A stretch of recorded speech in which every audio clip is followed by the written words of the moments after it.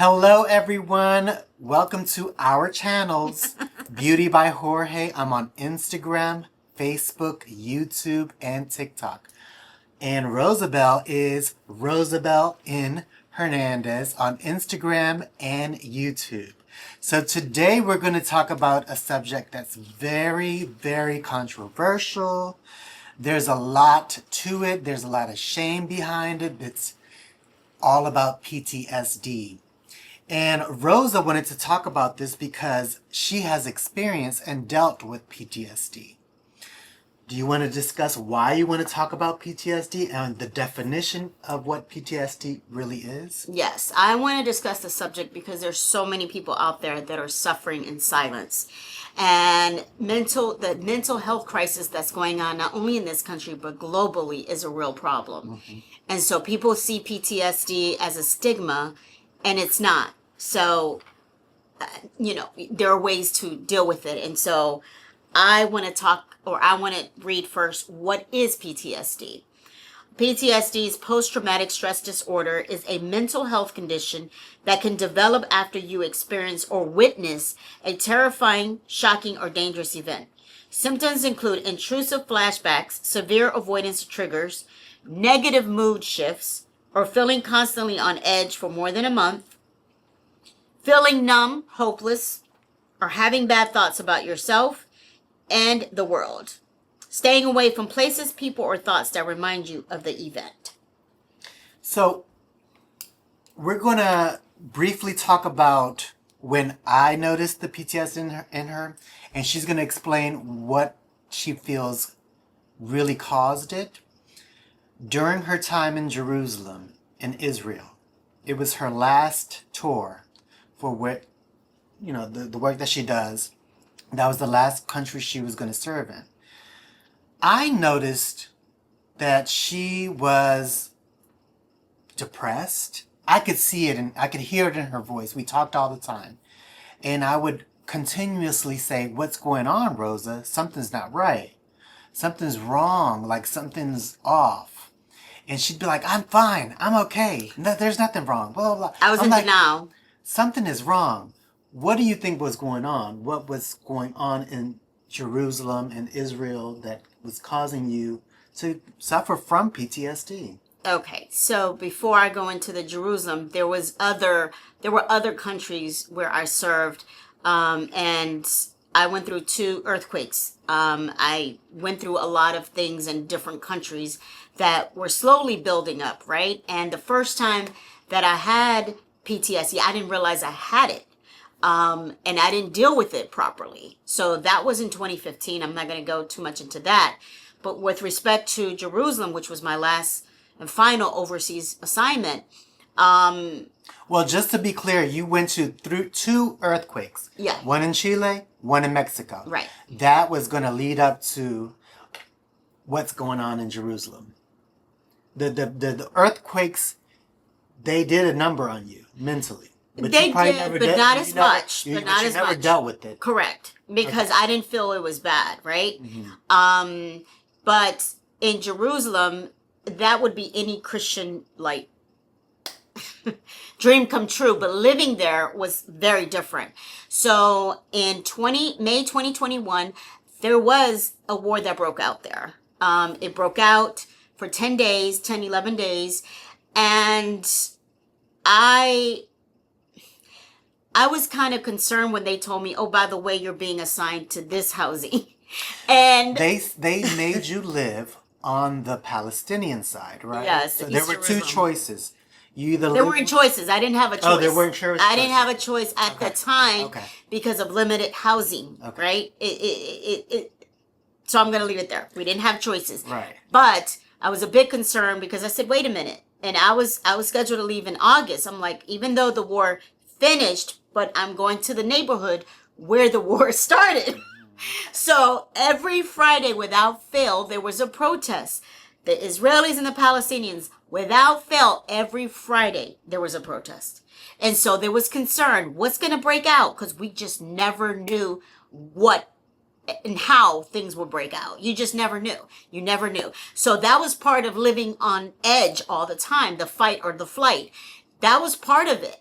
You also witnessed a lot in the streets, right? In the With streets, cultures yes, with the clashing. culture, and just making sure nobody was offended.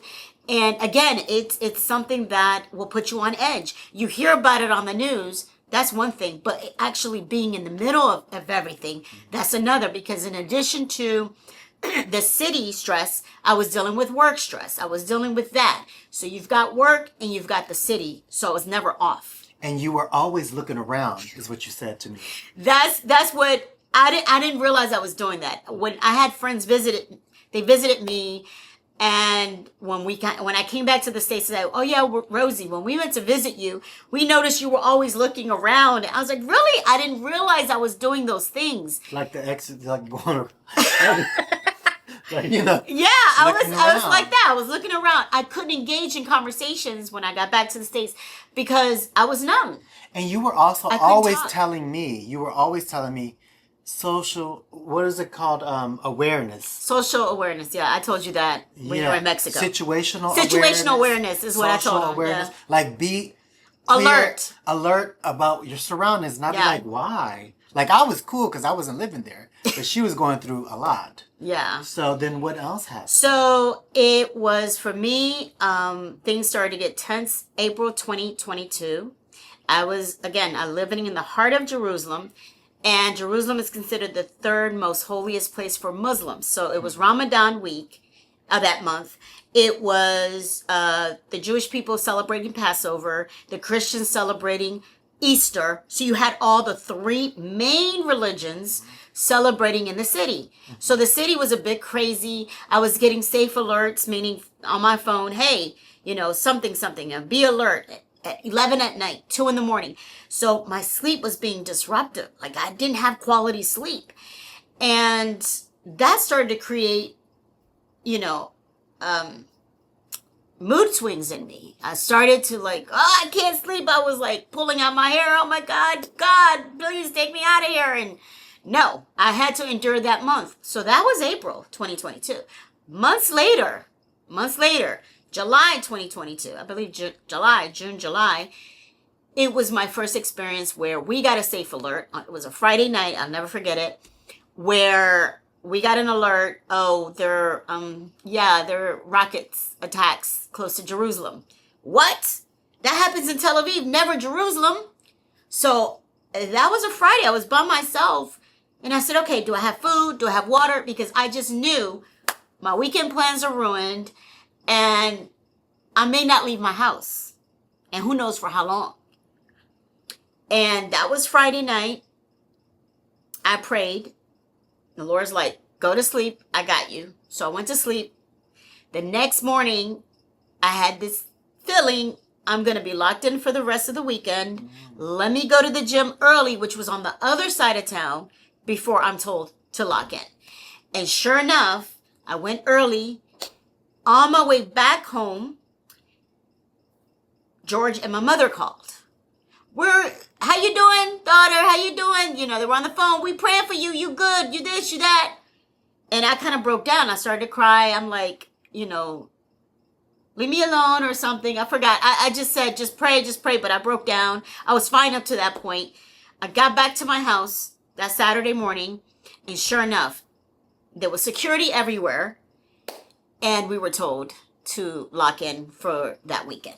So that was, within months. It was just a lot of back-to-back conflict, back-to-back uncertainties of the safety And of where we she were. probably doesn't remember this, but I also knew that there was something wrong because leading up to, I guess, whatever happened, we would talk and a lot of times she would end up crying or she was in tears or she was sad in the tone of her voice. I needed an outlet. I was like, what is going on? Why are you not sharing this with a therapist or a counselor? You should start seeking help. And she was just in denial. She didn't want to hear it. She was like, I'm okay, blah, blah, blah. But my question is, did at any point did you feel I need to get some kind of counsel or therapy while in Jerusalem? Well, I tried that while in Jerusalem. A lot of times when you're in the middle of all that, you got to deal with what you deal with. The chaos. The chaos. You just got to deal with it. And I did try to seek out a therapist at the time, but it was not a good fit. So I dismissed it, because that is a very important thing, is to get the right therapist. And the therapist that I was seeking, I didn't realize they weren't experienced in trauma therapy. There is a difference. So I dismissed it. I said, okay, this person don't know what I'm dealing with. I just left it alone. Mm-hmm. However, when I came back from Jerusalem, and the family was like, Rosa, you got to seek therapy. You got to seek therapy. Yeah, you guys leave me alone. I'm resilient. I'm strong. You guys have the issue, not me. Now, George remembers this, but the first I realized I needed the help when I had 2 car incidents. So the first one, I messed up my tires, just a rim, so I didn't think it was a big deal. Yes. The second one is I literally crashed my car. I didn't hit anybody. She crashed into a concrete column. Yes. Underground parking. In underground garage parking. And then she was like, wait a minute. Something's not right. And when she told me she was crying, I was like, what's going on? I crashed my car. And what happened after that? After that, I'm like, okay, I really got to, seek some help. And that is when I did my own research on trauma therapy. And I found someone, and it took months, though. I mean, it took months after I got back from Jerusalem for me to even go through those things. I didn't know how bad it was until the car crash. I ruined my own car. And so while I was in therapy, I asked her, why am I having these crying episodes? Why am I having... She said, because you never had an outlet as you were going through those situations. So now you're here in civilization, you have a safe place and space, and so your body is reacting to it. You're not in fight or flight mode anymore. No. You're now safe. Yeah. And you're no longer having to deal with a stressful situation, a chaotic situation. Environments, yeah. It was now an environment that's safe. You've landed and you're safe. Yes. But her mind was somewhere else, or it was going maybe... The emotions. 100 miles per hour. Yeah, because while I was in Jerusalem, I didn't have an outlet. I mean... I remember times, now it might be a little embarrassing for her, but sometimes we would go to restaurants, they would give her a menu, and she would stare at the menu like this. And I'd be like, snap out of it. Snap out of it. What do you want to order? They got good food here. And she'd be like, oh. It was like her mind was somewhere else. Yes. Or perhaps I was used to certain foods, and then when I saw a menu full of options, I'm like, oh, okay. Yeah. That's new. Okay. Oh. So no, but I don't know. I froze. There was something going on in here. And that's the point. PTSD is a mental illness. It could be categorized in that way. It happens to men, women, veterans. You said you had stories about some veterans that you spoke to. Yeah, recently I was at an event and I spoke to 2 veterans. One served in the Army for 25 years. The other, his dad, served in the Marines for 26 years. And they shared that it's not encouraged in the military to talk about what they've experienced, what they've seen. So they suffer in silence. They don't talk about it. They just deal with it. And when they come back to their families, for example, after a deployment, those family members, they don't know what they're dealing with or who they're dealing with. And it's hard. It's sad. And my heart goes out to military people, servicemen and women who don't feel the liberty to share or to deal with that. Although what they told me was that the military now, they're more lenient with people sharing. And it's not just a military thing. We're talking, and I want to touch a little bit about this.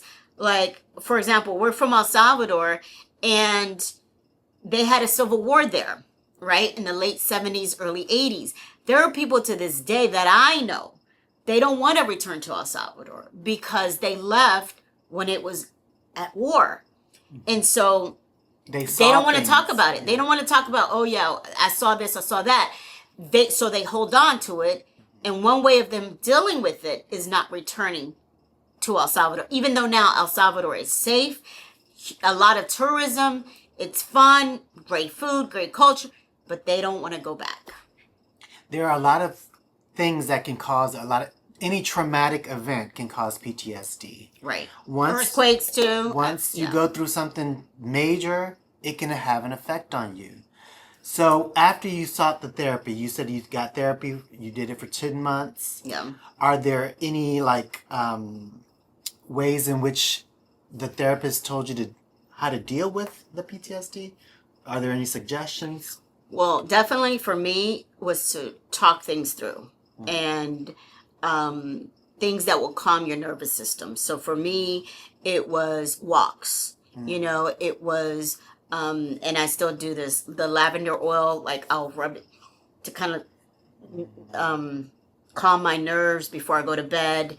You also journal a lot. I journal a lot, yes. And I've always journaled a lot. And just staying away from anything that can cause any type of stress. Yes. So people, places, things, just cut it off for a season or what have you. But you really want to get back to a healthy mindset, a healthy place in life. And there is nothing to be ashamed of. A lot of people don't want to talk about this, but I feel very, I told my brother, hey, can we do this video? Because I know it's going to help a lot of people out. It's just a mental crisis everywhere. It's not just in the U.S. It's a global thing. There's so many wars. There's so many things that are going on, situations, and people, they don't talk about it. They're going through a lot of suffering. That's another thing. I'm very sensitive with people. And so seeing people suffer, that's another thing that can cause, depression, and yeah. So, well, in this country, unfortunately, mental illnesses and problems such as addiction and PTSD and this and that are not really treated well enough to where people really get help that they need. There's a lot of stigma around it. There's a lot of shame around it. It happens to men, women, people in power, people with high positions. It can happen to anyone. But if it doesn't get dealt with, it just gets worse and worse and worse, I'm sure. Yeah. Just find healthy outlets is what I say. Healthy outlets, Yeah. In Jerusalem, it wasn't like I had outlet. I mean, for me, an outlet was, okay, let's go take a trip, George and I. We went to Paris, we went to England, but that was not a permanent solution at all. Matter of fact, I couldn't even disconnect. And so just find somewhere where you find peace, where there is no stress, where you're going to find a proper therapist to deal with it and to help you through it, navigate through it. So if people want your help, for example, how can they reach you? So you can send me a DM. If you want to talk about this, if you don't want to talk to a family or any friends, feel free to reach out to me, DM me, or email me at rosa7672@yahoo.com. And I'm more than happy to share with you resources and to just talk to you about it. And be there for you. Yeah. Yes. She's very willing to speak about this issue. I know that it affects a lot of people. We want to thank you all for being here and watching this video. Leave your comments and questions if you want to reach out to us. We will answer them. We will get back to you. And thank you again. God bless you all. Thank you. Take care.